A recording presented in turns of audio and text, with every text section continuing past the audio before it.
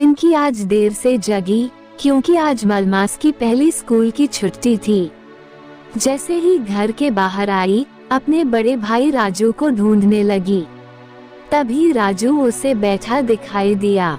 पिंकी फौरन राजू के पास गई और राजू से बोली, भैया आज तो मुझे पदिला महादेव के मंदिर लेके चलिए। आज मुझे भोलेनाथ के दर्शन करवा दीजिए। राजू भी भोले बाबा के दर्शन एवं पदिला महादेव का मेला देखने का अवसर खोना नहीं चाहता था, इसलिए वह अपनी छोटी बहन पिंकी के साथ जाने को तैयार हो गया।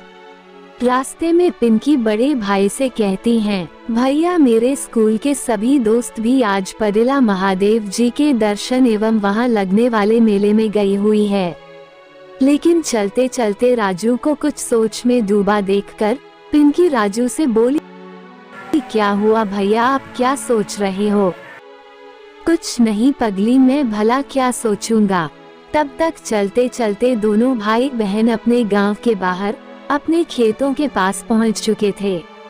खेतों में इनके पापा रामलाल काम कर रहे थे।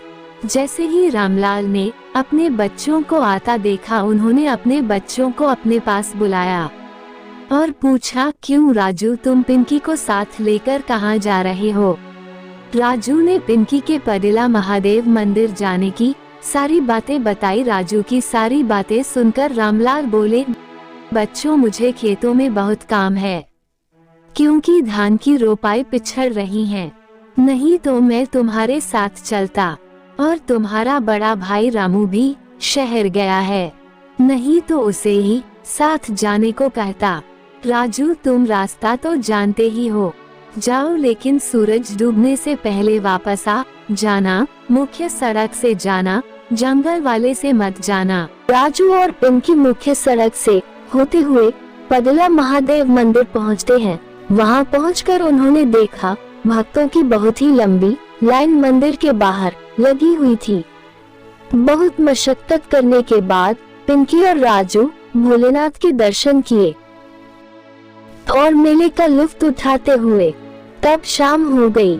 उन्हें इसका आभास न रहा और शाम होने को थी। तभी राजू ने अपनी छोटी बहन पिंकी से कहा, जो कुछ खरीदना है जल्दी से खरीद लो, नहीं तो शाम हो जाएगी और हमें वापस भी तो चलना है। पिंकी ने जल्दी जल्दी कुछ सामानों को खरीदा और दोनों मेले से घर के लिए रवाना होते हैं। लेकिन मुख्य सड़क का रास्ता लंबा था और उससे जाने में उन्हें काफी समय लगने वाला था, तो इसलिए राजू ने जंगल वाले छोटे रास्ते को चुना ताकि घर जल्दी से पहुंच सके। और जंगल में भूतिया सांप को भोजन के लिए शिकार की तलाश थी। भूतिया सांप चलते चलते बोला, आज से तो मलमास शुरू हुआ है।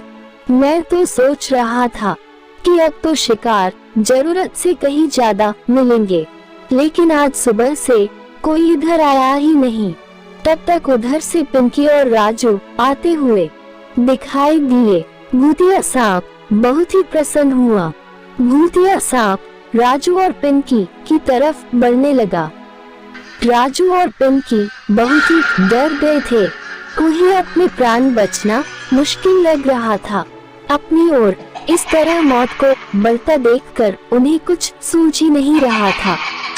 तभी पिंकी के मुंह से अनायास ही भोले बाबा का नाम आया। हे भोले बाबा, हमारी रक्षा करो। अगर हमने मन से आपके दर्शन किए हैं तो आप हमारे प्राण बचाए।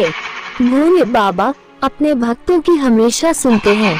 अगर कोई भक्त मुसीबत में रहता है तो वे अवश्य ही सहायता करते हैं। भोले बाबा तुरंत प्रकट हुए और उन्होंने अपनी शक्ति से भूतिया सांप को मार दिया और इस तरह राजू और पिंकी के प्राण बच गए। राजू और पिंकी भोले बाबा के दर्शन पाकर खुशी खुशी साथ घर लौटे। तो दोस्तों, आपको ये कहानी कैसी लगी? आप हमें कमेंट बॉक्स में अपनी राय जरूर दें। मिलते हैं अगले वीडियो में। जय हिंद, जय भारत।